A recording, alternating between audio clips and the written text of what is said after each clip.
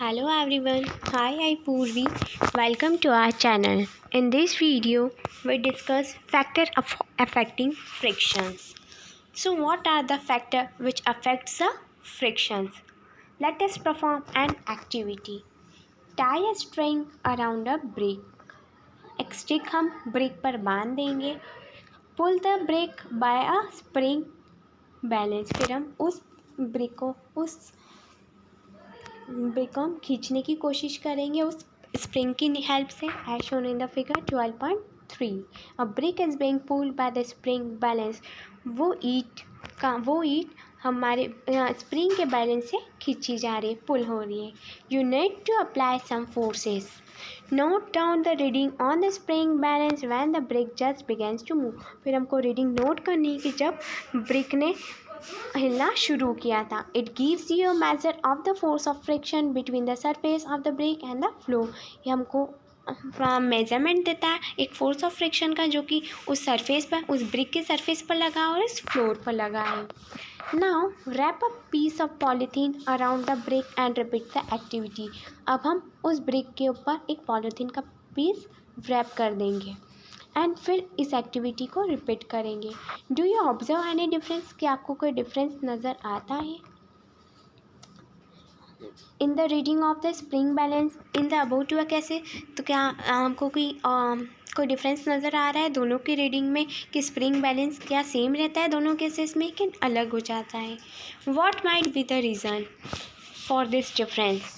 अगर अलग डिफरेंस आता है तो उसका रीज़न क्या है? Repeat this activity by wrapping a piece of jute bag around the brick. फिर हम फिर से एक्टिविटी परफॉर्म करेंगे, लेकिन इस बार हम जूट बैग उस ब्रिक पर रैप कर देंगे. What do you observe? आप क्या ऑब्जर्व करते हैं? Spring balance is the device use for measuring the force acting on an object. Spring balance एक ऐसा डिवाइस है जो कि फोर्स को मेजर करने के काम आता है कि कितना फोर्स किसी ऑब्जेक्ट पर लगाया गया है. It consist of a coil spring which gets stretched when a force is applied to it. इसमें कॉइल स्प्रिंग होती है वो जिसमें हम जितना फोर्स लगाएंगे वो उतना ही स्ट्रेच होता जाएगा, उतना ही लंबा होता जाएगा. Stretching of the spring is measured by a pointer moving on a graduated scale. किसी स्प्रिंग के स्ट्रेंथ को कि कितना वो स्ट्रेच हो रहा है उसको हम कैसे मेजर करेंगे कि एक पॉइंटर होता है उसमें कि ग्रेजुएटेड स्केल होती है उस पर पॉइंटर शो करता है. जैसे कि आप लोगों ने थर्मोमीटर देखा होगा, तो जैसे मर्क्यूरी ऊपर जाती रहती है तो टेम्परेचर बताता है. वैसे ही जो स्प्रिंग है, स्प्रिंग बैलेंस जो होता है वो एक ऐसा डिवाइस हो उसमें भी जितना बैलेंस है स्प्रिंग का, जितना वेट है, तो फिर उस अकॉर्डिंग हमको मेजरमेंट बताता है. The reading on the scale gives the magnitude of the force. ये जो स्केल पर रीडिंग है वो हमको फोर्स का मैग्नीट्यूड बताती है. Now, let us perform an activity once again. Make an inclined plane on a smooth floor or a table. एक प्लेन बनाना है हमको स्मूथ फ्लोर पर और या तो फिर टेबल पर. You may use a wooden board supported by brick और अ बुक. हमको एक वुडन बोर्ड बनाना है जिसको सपोर्ट करना है या तो ब्रिक से हो या तो फिर बुक से. Put a mark with a pen at any point A on the inclined plane. उस प्लेन पर हमको एक पॉइंट मार्क करना है ए. Now let a pencil move down from this point. फिर हमको पेंसिल को मूव करना है नीचे की ओर. How far does it move on the table before coming to rest? तो ये टेबल से कितना नीचे जा रहा है. Note down the distance. Now spread a piece of cloth. हमको डिस्टेंस मेजर करनी है और फिर हमको उस टेबल के ऊपर एक कपड़ा बिछा देना है. Make sure that there is no wrinkle in the cloth. हमें ये ध्यान देना है कि उस कपड़े पर एक भी व्रिंकल ना हो.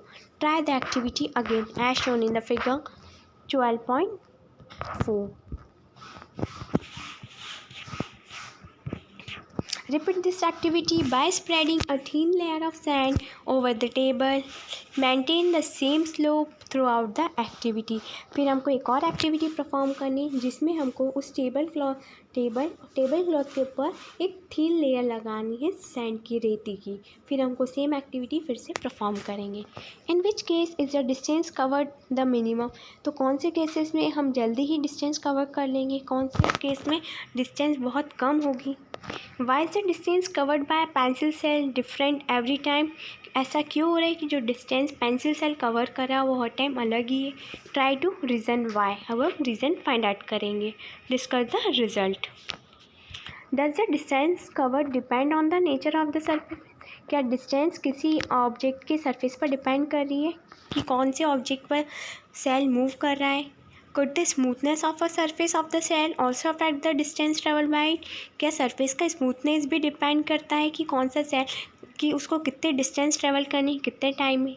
आई shall try the activity by wrapping a piece of sandpaper around the cell. Friction is caused by the irregulation on the two surface in contact. Friction occur होता है जब इरेगुलेशन आ जाता है, जब रेगुलेटी नहीं रहती दो सरफेस के बीच में, दो ऐसे सरफेस जो एक दूसरे के साथ कांटेक्ट में हो।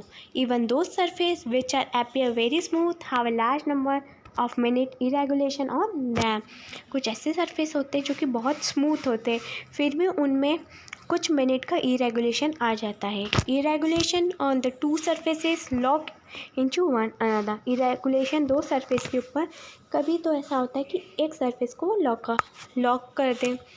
When we attempt to move any surface, we have to apply a force to overcome interlocking.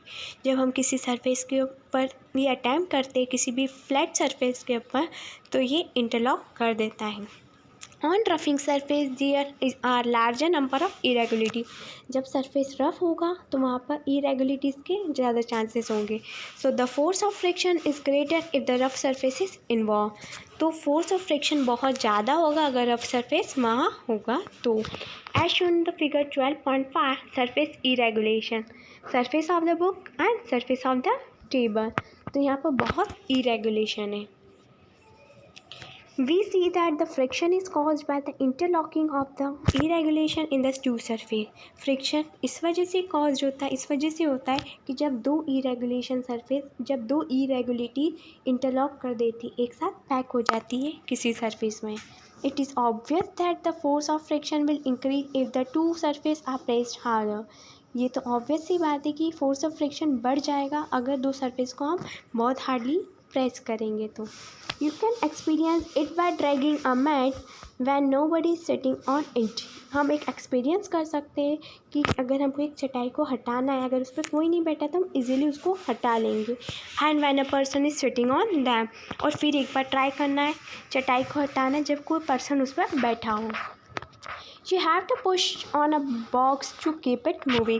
इस बॉक्स को हमें हमेशा मूव करते रहना है। Recall your experience when last time you move a heavy box from one place to another. हमको हमारा experience याद करना है कि लास्ट टाइम हमने एक हैवी बॉक्स कब इस जगह से उठाकर दूसरी जगह रखा था। If you have no such experience, get that experience now. अगर आपके पास ऐसा कोई एक्सपीरियंस नहीं है तो आप ये एक्सपीरियंस करें। What is easier, to move the box from rest or to move it when it is already in the motion?